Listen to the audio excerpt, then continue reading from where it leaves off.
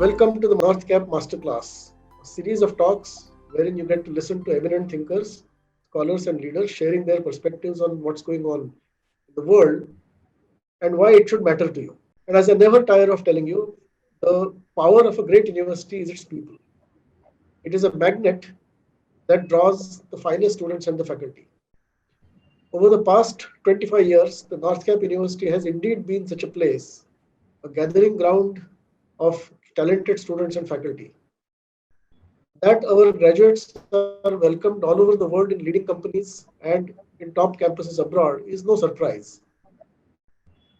There's only one reason for this, that we prepare them very well and we are very focused on the future. Just look at all the specializations that we offer across our three schools, engineering, management, and law, from artificial intelligence to augmented or virtual reality to cybersecurity to cloud computing, digital marketing, business analytics, latest trends in law, jurisprudence. We give you a big bouquet to specialize. We take great pains to offer degrees that will matter in future, and that's what makes us a top university. The same intent also drives our recent collaboration with Arizona State University, the leading American university. Our partnership is exclusively the first of its kind in India in terms of coverage, breadth, and depth, all to give you a degree that should be valued for the rest of your working life. And now I want to share some facts with you. Earlier speakers in this series have told you that we are a young country with a large young population. Our median age is 28 years. We enjoy the so-called demographic. This means that we must create enough jobs every year for our young people. But this is not happening. An analysis of national census since 1991 tells us that while the population has grown by 65%, the total jobs in government and public sectors have continuously declined at 0.8% per year. So government jobs are actually reducing in numbers even as the population grows. Every other we hear of people agitating for job reservations, the Gujjars, the Marathas, the Jats. Where are these jobs going to come from? Private sector is not necessarily an answer. After 2006, economists agree that we have experienced what is called a flattish growth or a jobless growth. So neither the government nor the organized industry are creating jobs enough to cater to a growing young population. And this gap is being filled by entrepreneurs and startups. This is why Prime Minister Modi talks about Startup India, National Skills Development Corporation, etc. The message is clear. Be an entrepreneur and create jobs for yourself while you employ yourself. This is also the reason NCU has a center for entrepreneurship and incubation. And today, you are going to hear from someone who has been inside the ring of action. Let me introduce Mr. Sarvasiddhi. Mr. Venkatesh Sarvasiddhi is Managing Director of Springer Nature India, the academic publishing global. Prior to joining Springer Nature, he was the senior head of National Skills Development Corporation, Government of India, responsible for digital skills, innovation, industry partnerships, and CSR engagements, and for building policy frameworks for skilling India. He also heads the eSkill India initiative under the Digital India initiatives to empower the youth and lead the innovation in the startup ecosystem to support Pradhan Mantri Kaushal Vikas Yojana, Prime Minister Modi's path-breaking initiative. Earlier, he worked with Deloitte as Director Innovation and with Microsoft on developer ecosystems, academic programs, and Microsoft Innovation Centers. He's an electrical engineer from Dayalbagh Educational Institute, Master of Science from BITS Pilani, and an MBA from IIM Calcutta. He has completed the executive program from Kellogg School of Management in US and is a Chevening Gurukul Fellow at King's College London. And today we will chat with him on the topic, ringside view of jobs. I'm sure what he has to say matters enormously as you begin working on your professional degrees. As always, you can ask questions in the chat box as we continue the dialogue. Venkatesh, welcome to the North Cap University. Thank you, Miran. Really appreciate.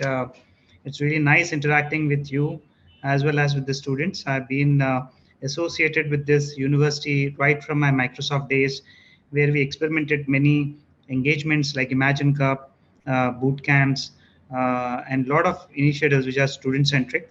I know this university for long years now. Thank you so much for inviting me. Hope I make sense to the audience, and would love to have more and open conversation, understand at the same time, also interact with the students towards the end in the form of Q&A. So let me begin by asking, what do you see as about jobs as you look into the ring from outside? Yeah, I think this is a question which has been asked in many of the forums which I attend, including from a World Economic Forum chapters to the various institutions like IIMs and IITs, where I keep a lot of young talent are keen in knowing the current situation of the jobs, especially in the pandemic. So I would say, the thing which we need to keep in mind is, especially in this current era of pandemic, there is a reshift or rearrangement which is getting done across domains. Certain domains will function more, and there's a lot of demand there, and certain functions will certainly have a lesser demand till we stabilize ourselves and get into a new normal situation. Which we need to wait and see, because we have gone through two COVID waves, especially in India. A couple of countries abroad are going through Delta waves. So maybe if there are a couple of more waves to come in, things will be slightly, continuing the way we were, or if there is an end to this pandemic, because most of us are getting vaccinated. India has done a good job in terms of vaccination numbers right now. They're catching up well. So, and if there's a herd immunity and things become open, hopefully that's the thing we should all pray for.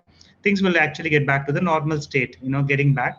But if you look into the existing ecosystem, technology has been playing a very, very key major. So in a way, positive. In some ways, if we look into, for example, had this pandemic not been there, we would have been sitting in your campus and doing this session. Yeah. So in a way, I would say the carbon footprints and people to travel. There's a lot of traffic on road. Your half day or one day is gone, which is now a simple 1 hour kind of a conversation, and we are saving so much of time, which you can utilize actively and prioritize in your own life. So but the interesting thing to note is technology has gone leap bound. If you look into the global like a Microsoft or an Apple or a Google or a Facebook or a Zoom, which we are using right now. And if you look into their numbers quarter on quarter, in the last 7-8 quarters, they had a very, very nice run in terms of numbers are concerned. And hence, if you look into even the stock markets today, the IT sector has really gone up.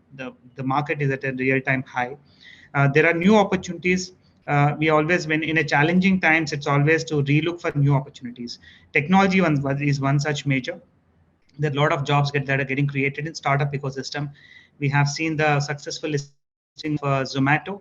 A lot of the old mindset people never anticipated that Zomato will get a good listing, but you have seen it not only listed well, it's sustained well. So there are many startups which are on the process of getting listed in the next 2 to 3 quarters. So if you ask me, the next wave of jobs would not be created by large organizations. The next wave of jobs will be created by startups in an Indian ecosystem. We are worldwide number 3 right now in terms of the ecosystem of startups. New unicorns getting added every day.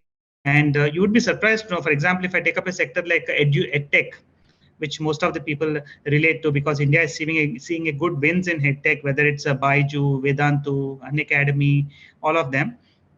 We have close to 5,000 edtech startups in India. So some of them may fail. That's a part and process of an startup evolution. But a lot of unicorns are getting created in the edtech space itself. So I think if students are, because there are a lot of students who have come to campus for the first time, who joined their first year and second years of, whosoever are today. If they have to relook at jobs, I think startups is a great ecosystem for them to focus on. Traditionally, large tech majors, Infy, Wipro, TCS, HCL, Cognizant, the Indian grown SIs, and of course the large organizations used to support and add on numbers. But now, to the next 5 years, if I see the roadmap, startups are going to hire big time from campuses. So either it's this is a lesson for both faculties, your placement coordinators, as well as student coordinators and students to look at building the traction with the startup ecosystem. It could be edtech, it tech, these are really doing good, and then you have logistics and deliveries, which are again extremely doing good. And there's a shuffle in the ecosystem in pandemic, right? Things have moved to technology, people are using more of technology, people are also used to new formats of businesses, and that's typically how things are changing. Where you look at a Zomato or a Swiggy, they have grown their numbers, especially in the pandemic times. You look at an urban company, how ease at which you get things done at home. So I think students have to not worry in the pandemic. I would say they need to relook at it. There could be a shift in their curriculum also. I believe NorthCap would be doing good stuff around integrating new age curriculum, especially industry 4.0. In market there's a huge demand for AI and ML and data science streams. Can you produce more quality people in that area? There's a lot of demand for RPA, robotic process automation, and EV space is getting hot, electric vehicle and mobility space, right? You've seen Bhavish now experimenting getting two-wheelers, and he wants to be the biggest two-wheeler world in the electric space. Those are the opportunities, I would say students should look at new evolving sectors and new areas of jobs. Does this mean that students have to worry about a new type of skills which traditionally are very different from what they have been trained to develop? So I think students need not worry about it. Students should take this opportunity to build on avenues to gain knowledge and strength around these sectors and areas. When they are studying in a university like NorthCap, you are you have autonomous structures. You can adopt new technologies. You can make things happen. You can adopt new curriculum. You can bring in new partnerships. I would say they should be happy about it, because the first layer is already taken care, the hygiene layer in terms of bringing in new things, which unlike in some of the small colleges in India where they struggle to get these new curriculums and other stuff, students fortunate enough that the initial layer is taken care. Now, over and above this, if they want to develop skills, they should look at, there are a lot of avenues, right? Whether you look into Coursera, edX, or in Udemy or a Khan Academy from a MOOCs perspective, or even, for example, an organization like a Scalar Academy, which is one of the leading Indian startup, which is polishing the people on the deep technology skills. They're doing fabulous work. So, there are many such avenues which students should look out for, and most of them are online, virtual these days. So in technology world, things can be accessed wherever they are. So I think they should look out for avenues, and also they should start thinking beyond classroom. What is it they can do? What are the skills they can acquire? What is the need of the hour? And I would say, like an Ivy League universities, if they can also focus on entrepreneurship, irrespective of which stream they belong to, building something of their own. If you have an innovation center, how to make use of that innovation center, how to collaborate, how to bring in industry partnerships, how to find mentors in the industry, those things will be a game changer. Because in Ivy League schools on the day zero, startups and VCs actually fund to VCs actually visit to fund the interesting startups and ideas from students, and then employment and jobs are followed on. It is not much of excitement, right?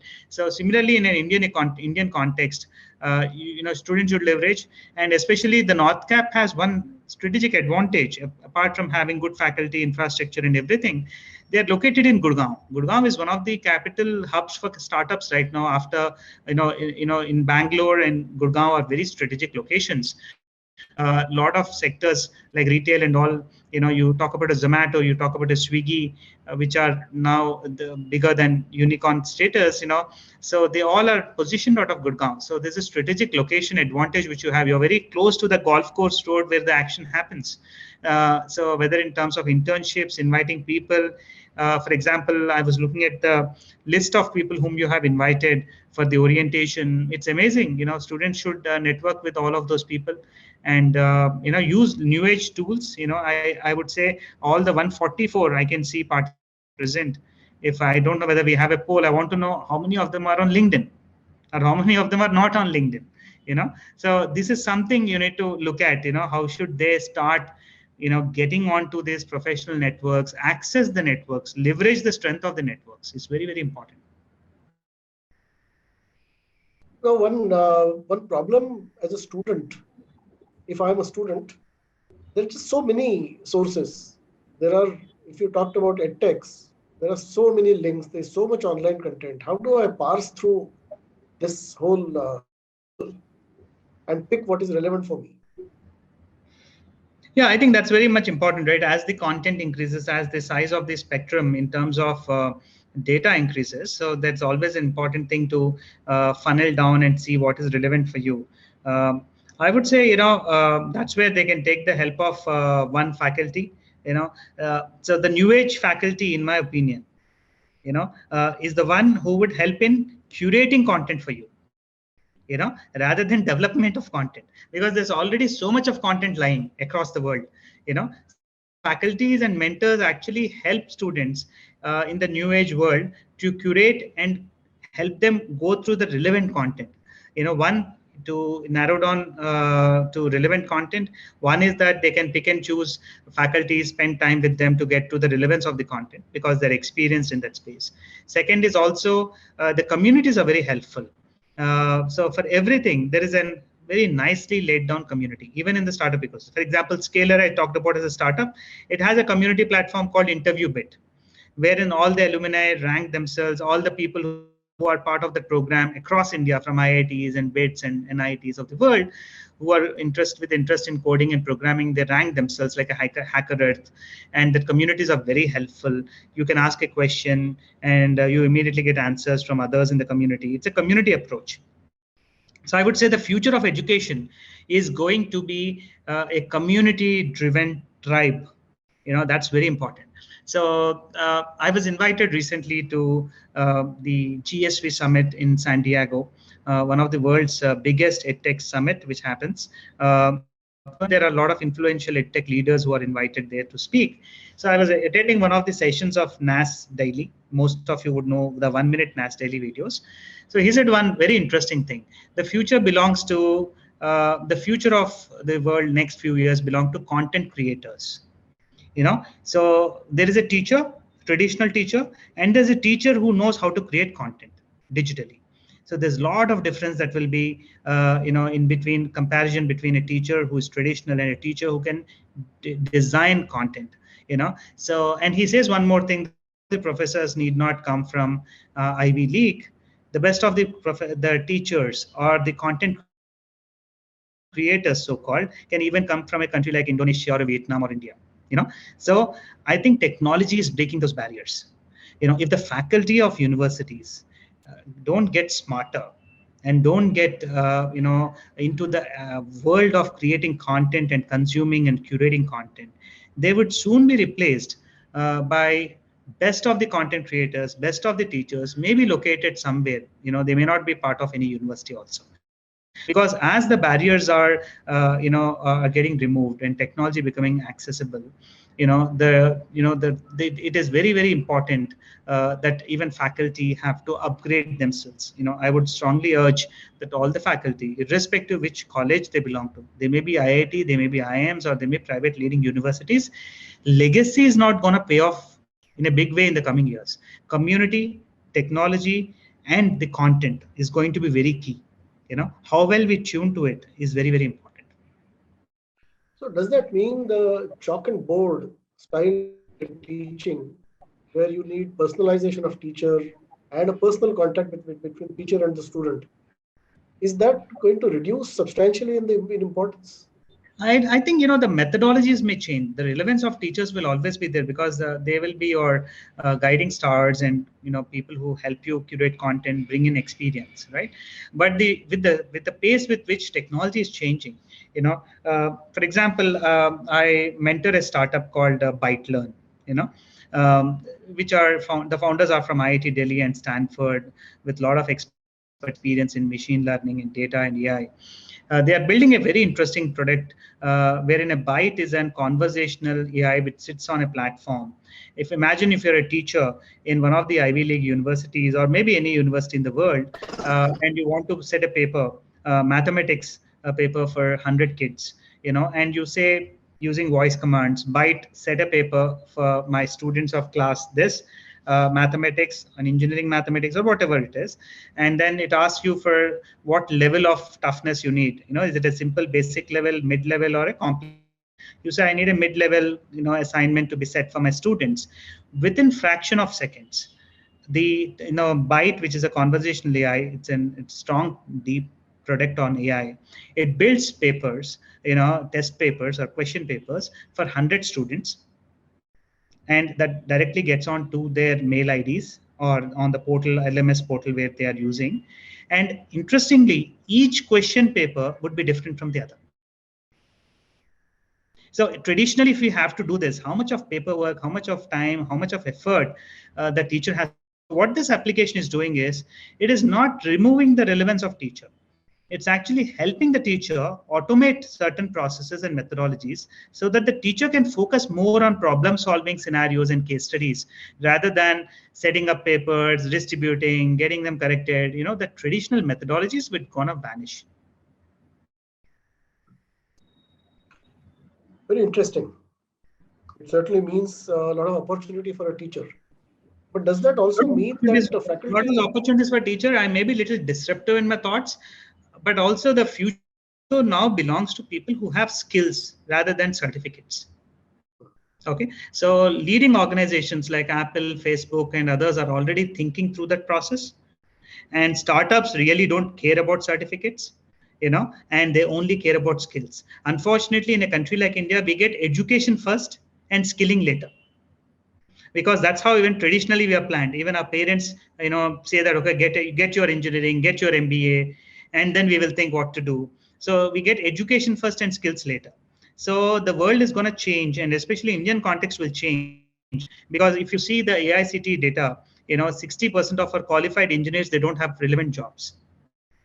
They have done mechanical, they have done civil, they have done electrical, working in different scenarios. Colleges like yours may be good in terms of placements because you maintain certain quality and you're highly networked and you have good infrastructure faculties. But India has more than 5,800 engineering colleges. If I look at the bottom of the pyramid, it's not in a great condition. Where degrees are, for example, the person may have a degree, he may have a 70%, but he doesn't know anything about a skill. He may be an electrical engineer, maybe a civil, maybe software engineer. So I think skills are going to be very key rather than certificates. So I would also see a lot of these online universities gonna take over, the missing spot, and they will be a replacement to the traditional college ecosystem. And also a lot of startups are experimenting, by the way. Now Scalar is experimenting. And then you have Newton classes, then Masai classes, then there are alternate MBA platforms, then Pragmatic Leaders, which is in product space, and they are assuring a job because they will take his intake is through a process and they will train them on the relevant things. They don't have the typical methodologies to align with AICTE and others. They're breaking the barriers, and at the same time they're focusing more on skilling rather than getting certificate. Because if you look into the Indian ecosystem, as I said, there would be the next wave of 5 to 10 years is all about startups. If I'm a Paytm, Vijay Shekhar Sharma, or a Flipkart, or maybe an Ola, or if I take a Zomato, if a person is skilled enough to handle my role, whether it's a finance or a marketing or a HR or an AI or a technology or anything, and whether he comes from a great college or not, I don't bother, because I need my work to be done efficiently. So, I think that's going to be a game changer. One has to understand this, and colleges especially has to understand this transformation. So does that mean that students will have to crowdsource the content rather than depending on a university? You can never control the function of a student. Students will do what they want, and you can't, and you should not. There are always certain things which are in your control, and there are certain things which are beyond your control. So student choices of what they want to do is not in the control of any university or a college, irrespective of whatever best university you are. because they are intelligent enough, they know where to go, where to source content. If the particular teacher in physics or particular teacher in engineering mathematics is not doing a great job, today in the current environment with the bandwidth and the network and everything they have, they know where to go and get the content. Right? That's why I said the colleges and faculties have to shape in or shape out. So there is no other option they have. So you need to be better to get their mind share. That's right. So mind share is an issue. That's right. Actually, residential universities, the demand for bandwidth peak up for the exams because everybody is logging into these online portals of different content creators rather than reading their paper notes.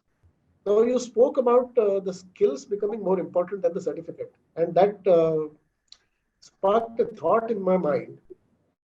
Will companies looking for skills, are they changing the way they hire the people, look for skills, etc., from traditional? And can you speak to some of the changes that companies are making so that they're getting skills? Yeah, I think that's a good question. I think the HR in function in various organizations themselves go through transformation.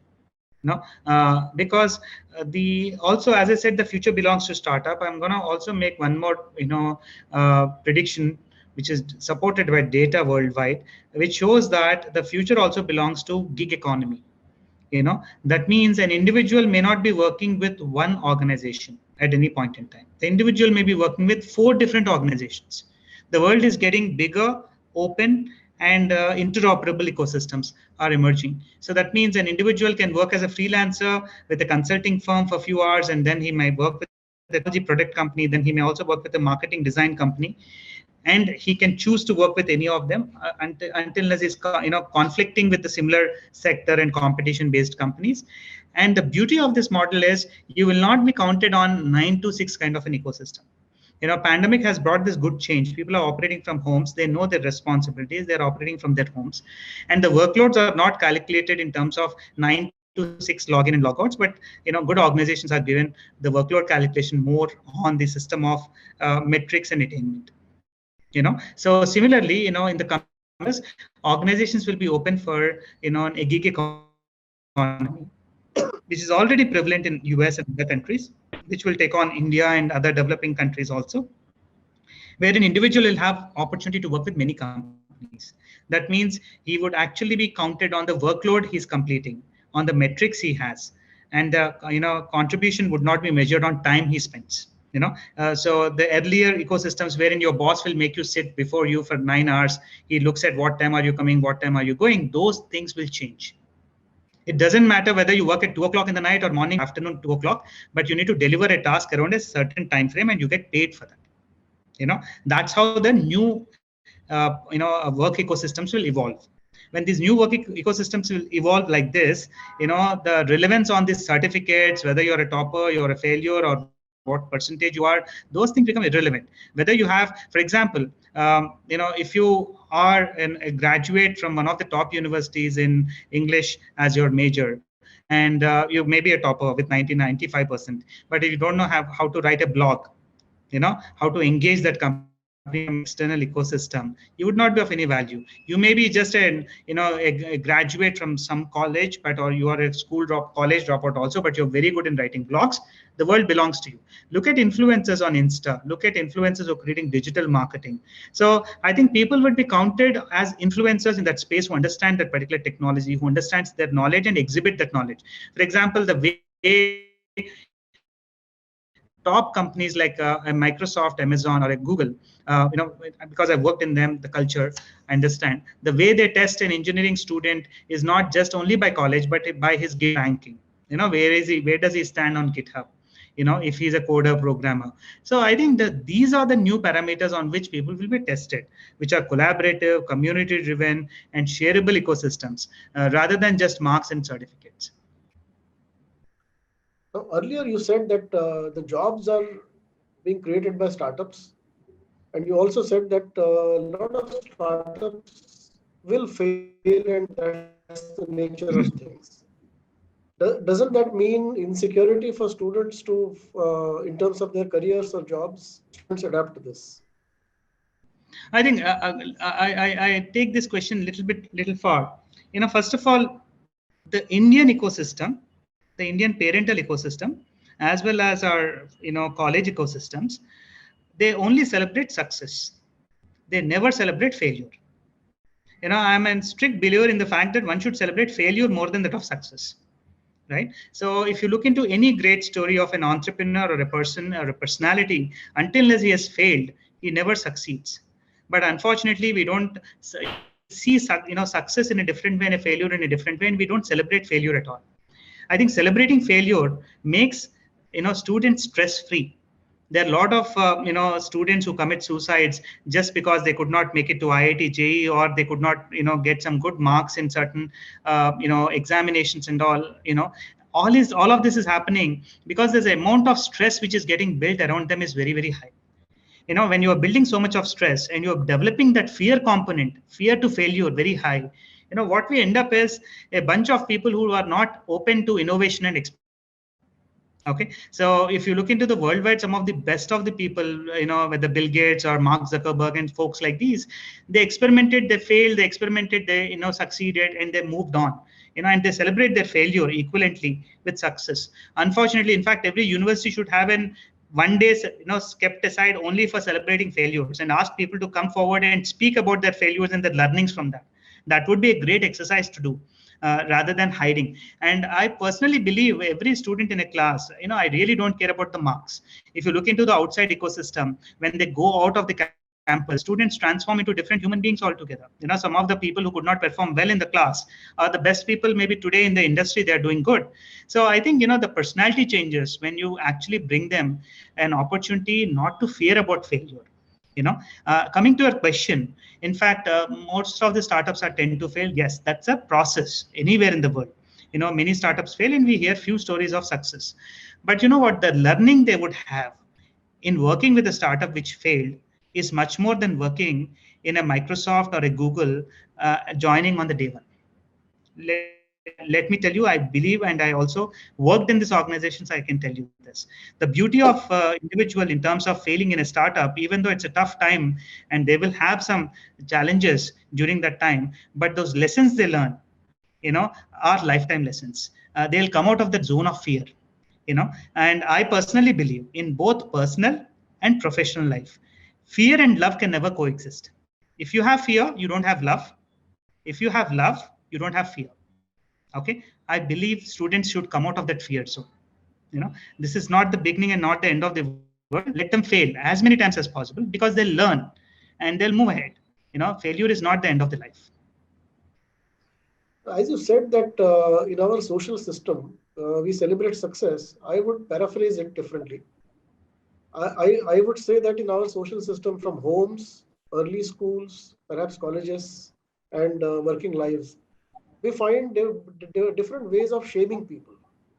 You're not as good as your neighbor's son, you're not good looking, or you can't play games as well as look at somebody else. Yeah. So we build these layers of shaming on the person and make the person very, very risk averse. Yeah. So we find people, rather not stretch out. Very true. Because if you don't stretch out, you will not fail. And if you don't fail, then there is no. And the problem is not just at a college level, because by college level, students shape up, right? The initial K-12 space when they are in kids, even parents have to work around this, because what you shape them initially 10 years of their life, the same attributes continue whether they are in college or beyond that. So I think it's also a lesson. I wish there could have been parents on the forum, but it's also a lesson for many parents not to get into that zone of comparing them with their kids with others, because each individual is unique, and marks, tests, colleges don't define an individual. They're very small things in the journey of an individual. Absolutely. Somewhat earlier, you said that in the new structure of work, especially with online work, etc., the emphasis has shifted from time spent on the job to outcomes from the job. Does this mean that the company managements also must reorient the way they structure the work and look at the contributions? Of course. Rather than being satisfied that people are around from 9 to 6 to what is coming out. So what kind of a change does that mean for the industry as well? So I think, the work cultures will change, the traditional HRs will change. Otherwise, what? No, see, if you're not changing, you would be gone out of the system.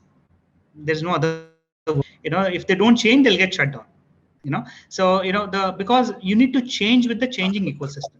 You can't be rigid around a change, whether you are a university or whether you are a school or whether you are a large institution or you are in Fortune 500 company, right? With change, if you don't redefine yourself, so you're gone. You don't exist anywhere. And there you have seen, if you look into the Fortune 500 companies in the last 30 years, a couple of them are no more there in the Fortune 500, right? And I'm talking about global organizations. They have lost their relevance completely. Kodak, which invented a camera, and you use it for many purposes. Today, Apple is the largest manufacturer of a camera integrated device, and Kodak is nowhere there. So in similar ecosystems, and that's why I said, when this emerging startups come, and with the kind of new policies and new frameworks of either recruiting students irrespective of certificates and degrees, giving workloads which are measurable on metrics and workloads, and not making them come to office and sit before the boss to 9 to 6 and satisfy your personal egos. We need to go beyond. For example, with the educational institutions in India, most of the PhD work they do is not valued outside, because the number of PhDs what we are producing is only from the purpose of just they getting a job in the university, and not focusing more on the real academic purpose of that particular doctorate program or a research. So most of them are cut, copy, paste on a Word document, and then pleasing your own bosses and your own senior authorities and just getting your doctorate program. I'm sorry to say this, but that's the state of affairs. And our quality of scientific research and our quality of research work, especially when it comes to doctorate degrees, has to change. And its relevance, because students are not excited to get into that space anymore, and they're just interested in joining a job. But if you look into the foreign universities, some of the reputed ones, doctorate degrees given a very highest importance, and people working on it are cutting edge people. And the academy has to work in close association with the industry to build the next wave of research and innovation. Unfortunately, in India, still colleges lack that. The research has to improve a lot. The research spend has to improve a lot, and the quality of research has to improve. Number of doctorates who are applying and coming out with quality work has to improve. There are different indexes. I think we need to focus on it in a very serious manner, and reshaping and relearning. And I think the biggest tough thing in the world is to unlearn something. So you should also conduct certain classes, how to unlearn things, especially not for students or faculties. Certainly. Another common trait of I don't know if it's worldwide, but certainly I see it in India, is that we tend to cling to some romanticized version of the past. Nostalgia is a big emotion for us. So I do hear people saying that things were so good in old days. There was stability, there was security, job security, etc. Industry 3.0. You knew what you were supposed to do. You did your engineering degree, then you joined an Infosys or TCS, and then you retired from there. Now that is no longer true, and it troubles a lot of people. Are those times going to come back ever? Industry 3.0, will it come back? I don't actually. I think thinking about past is good, with some nice music around, and celebrating that with people who lived those emotions. But the world is changing so fast. I'll tell you the evolution. If you look back into the earlier days, pre-independence days and all, all of us have gone to struggle. The GDP of the country was very low, badly been hit by the British rule. And our parents were actively, our grandparents, I would say, were actively looking at survival so that they can take care of the families. And then came our, the age of people born between 1950s and 60s. For them, the safety, security of the job is more important. So when I was in my school, my dad always wanted me to join an NTPC or an ONGC, so that there's a stability of job. I still remember my dad saying when I'm in school that you should one day, join an ONGC or NTPC or a Bharat Heavy Electrical, because safe and secure jobs, because they have seen that these jobs will give you stability and strength. But in 90s, the next generation, when it came up, people were looking at joining in Infosys, Wipro, HCL, or in Tech Mahindras, or organizations like these, wherein they wanted a life beyond safety and security. They also want to experiment what is there in America, how to go to US, how to spend a week at least there and come back, or maybe shift into that ecosystem. They wanted to experiment a little bit beyond safety and security of the government jobs into private jobs, which will give you stability at the same time, little bit aspiration to understand globally what is happening and all of that. Now in the age of 2020, 2022, people need experience. They just don't want an Infosys to send them abroad and come back, but they need experience. They need to make that next buck faster. And if you look into some of these youngsters who are millionaires, they are millionaires in 2-3 years of their out of college ecosystems. And for example, I can take the names of an Apna.com, which is started by a bunch of IIT Delhi kids, or a Teachment by Mihir and team from IIT Bombay. They crossed $1 billion valuations, or about to touch $1 billion valuations in the next in last 9 to 10 months, because they found an opportunity, they worked on it. So the world is changing very, very fast. I think we need to adopt to change, or be there and just become obsolete. So as we look into the future, what skills do you see will be required that you don't find today, and how do we develop those? I think there are two levels of skills. One is your, domain expertise, domain knowledge. If you're a technology person, you're a science person, you're a mathematician.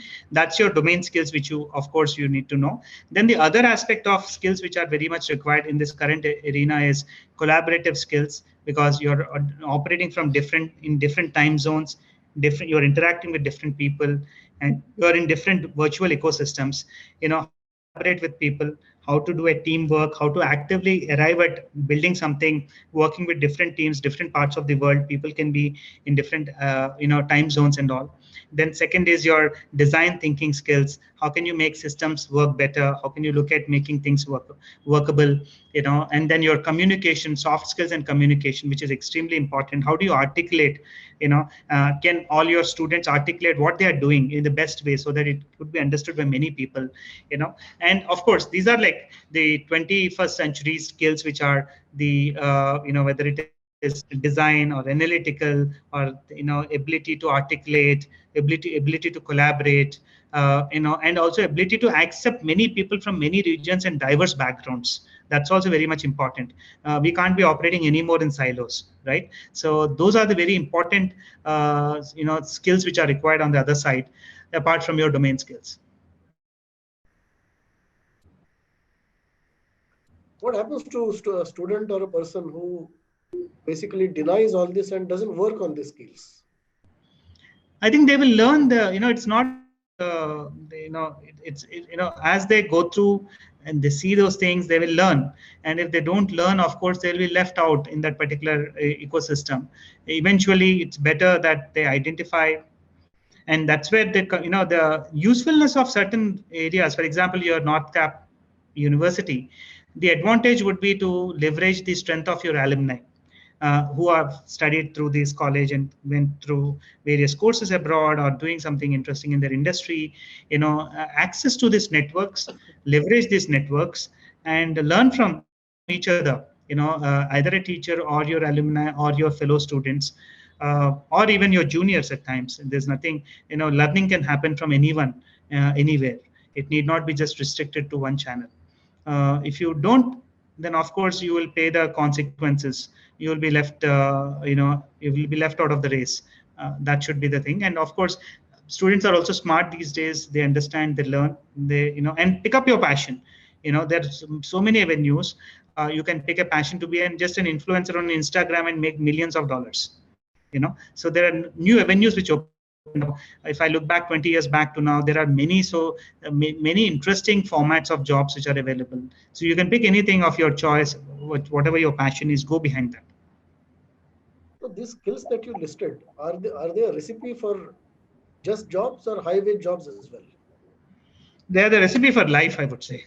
They're extremely important even in your personal lives. How you articulate, how you build collaborations wherever you go, in your families. So I think these are your life skills. I would say these are not just job skills, these are life skills. The longer and longer lifespans and life expectancy, I think these skills become very, very important for you to have. I don't know whether life expectancy is becoming longer. We have seen in pandemic many youngsters losing lives. One has to be very careful because the kind of pandemic we have seen, we never anticipated this. Even now, we don't know. Nobody in the world will know with certainty whether there will be a third wave or not. We have seen in second wave, so many people, youngsters below the age of 30, have lost lives. So I also see, we are surrounded by a lot of other climatic changes, pollutions. We are living in a Delhi kind of an environment which is highly polluted.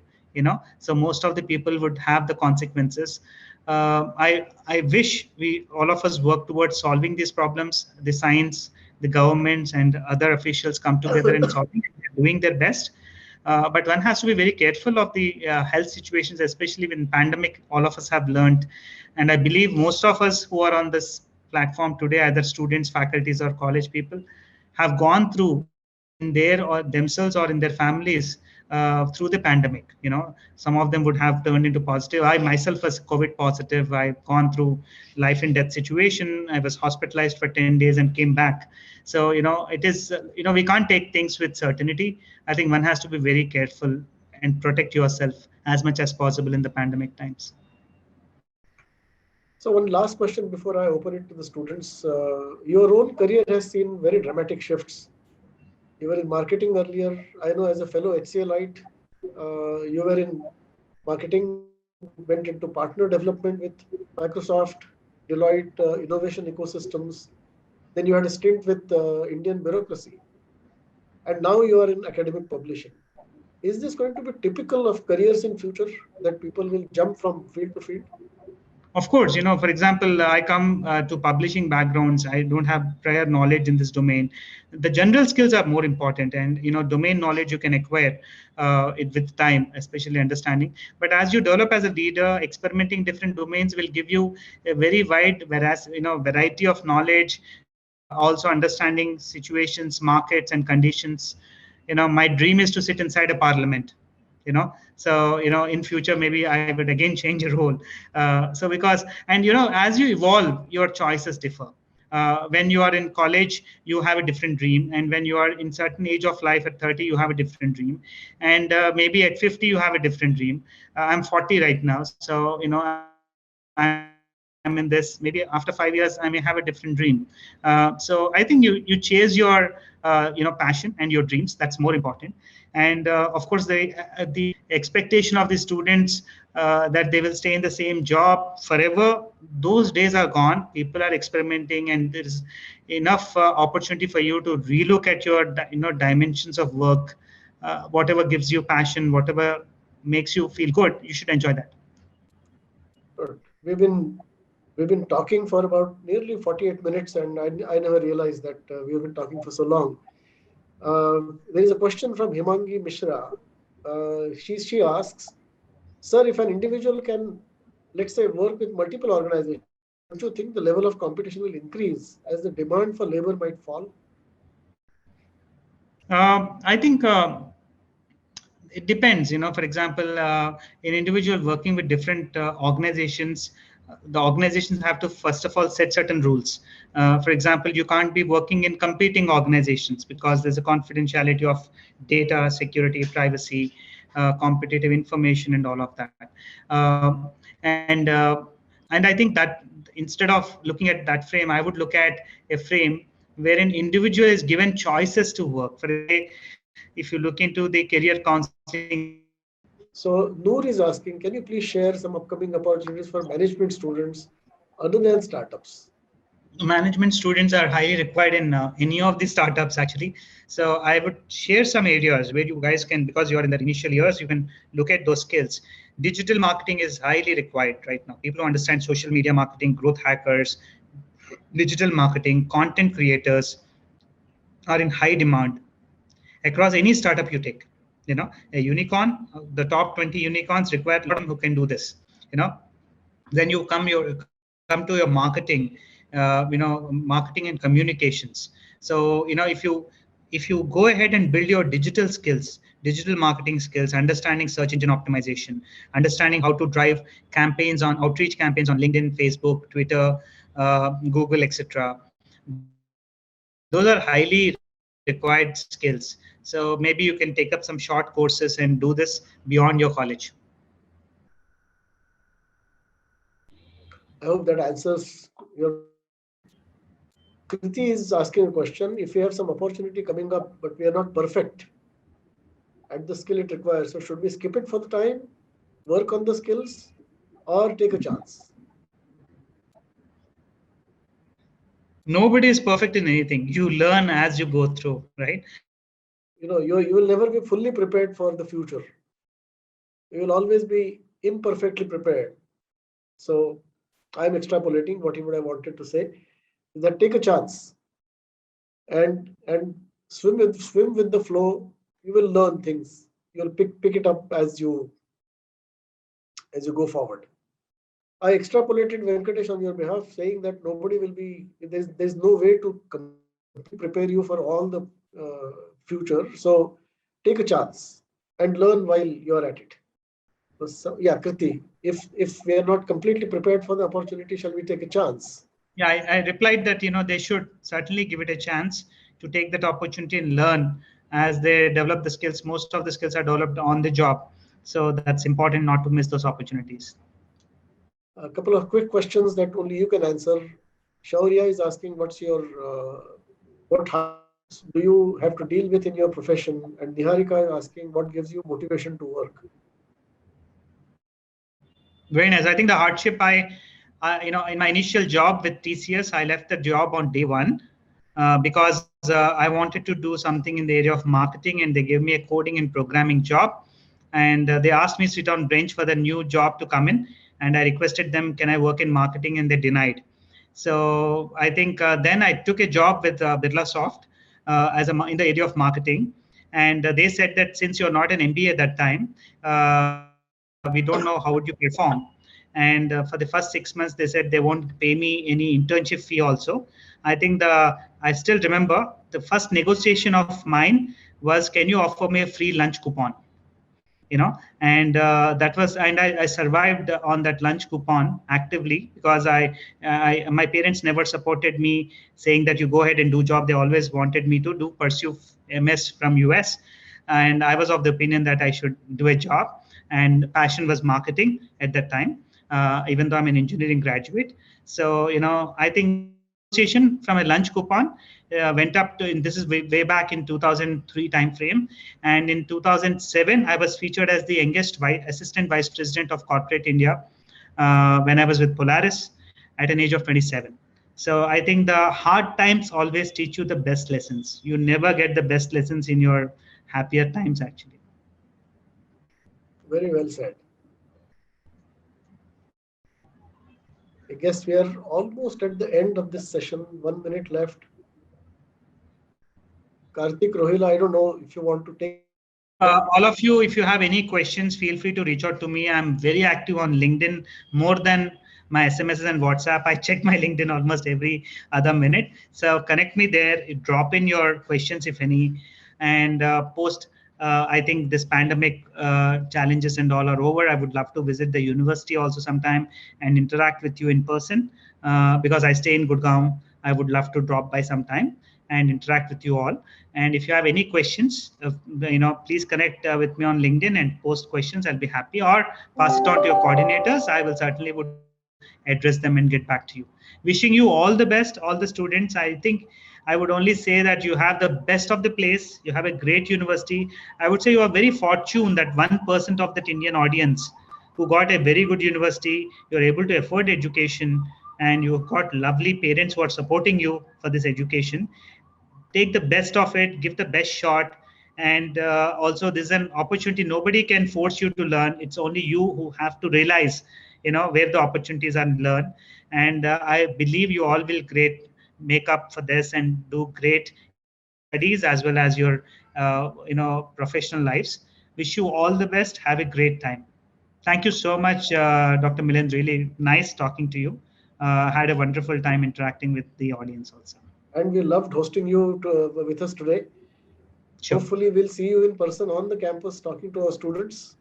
Absolutely. And hopefully, it will be soon. Sure. Thank you so much. Until then, all the best, and thank you very much, sir. Thank you so much. Really appreciate it. Thank you.